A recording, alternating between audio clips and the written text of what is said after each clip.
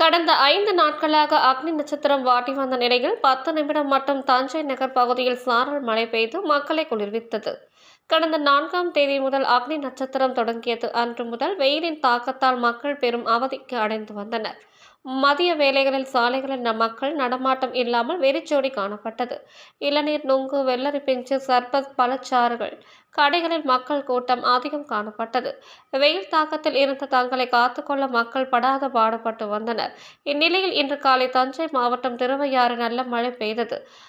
இதனால் வெப்பத்தில் தாக்கம் குறைந்து குளிர் காற்று வீசியது. இதேபோல் தஞ்சை நகர் பகுதி, வல்லம், பூதலூர் உள்ளிட்ட பல இடங்களில் சாரல் மழை பெய்தது. இதனால் குளிர்காற்று வீசியது. இருப்பினும் 10 நிமிடத்திற்குள் இந்த மழை நின்றதால் மீண்டும் வெயில் அடிக்க ஆரம்பித்தது.